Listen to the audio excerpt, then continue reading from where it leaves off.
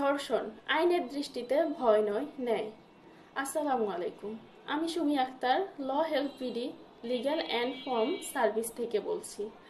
আজ আমরা কথা বলবো বাংলাদেশের অন্যতম জঘন্য অপরাধ ধর্ষণ সম্পর্কে।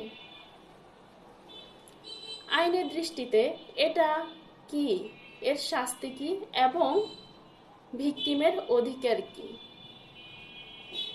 বাংলাদেশ দণ্ডবিধির ৩৭৫ ধারা অনুযায়ী যদি কোনো নারীর ইচ্ছার বিরুদ্ধে বা জোর করে শারীরিক সম্পর্ক স্থাপন করা হয় তা ধর্ষণ হিসেবে গণ্য হবে।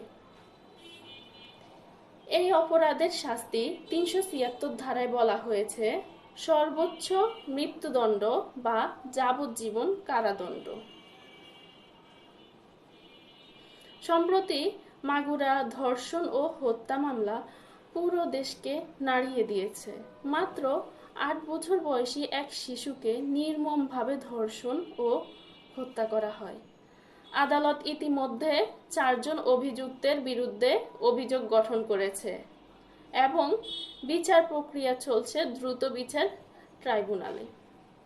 এছাড়া গত ১ বছরে দেশের শতাধিক ধর্ষণ মামলা আদালতে বিচারাধীন রয়েছে। ভিকটিমের করণীয় কি ও ভিকটিমের অধিকার কি?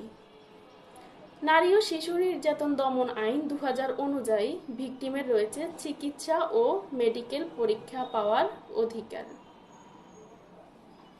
প্রমাণ সংরক্ষণের অধিকার, আইনি সহায়তা ও লিগ্যাল এইড সেবা নেওয়ার অধিকার, দ্রুত বিচার পাওয়ার অধিকার।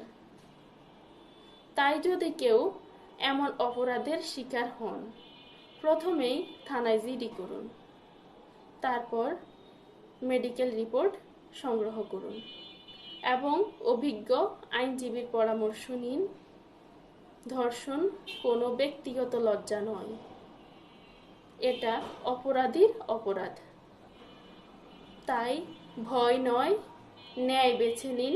ন্যায় প্রতিষ্ঠাই সমাজ পরিবর্তনের প্রথম ধাপ। আমি Sumi Akter, law help PD legal and form service থেকে বলছি। আইন জানুন, অন্যায়ের বিরুদ্ধে দাঁড়ান। আর এমন সচেতনতামূলক ভিডিওর জন্য আমাদের পেজটি ফলো করে রাখুন। আর যদি ইউটিউব থেকে দেখে থাকেন তাহলে আমাদের চ্যানেলটি সাবস্ক্রাইব করে রাখুন, যেন সবার প্রথমে আপনি ভিডিওটি দেখতে পান। ধন্যবাদ।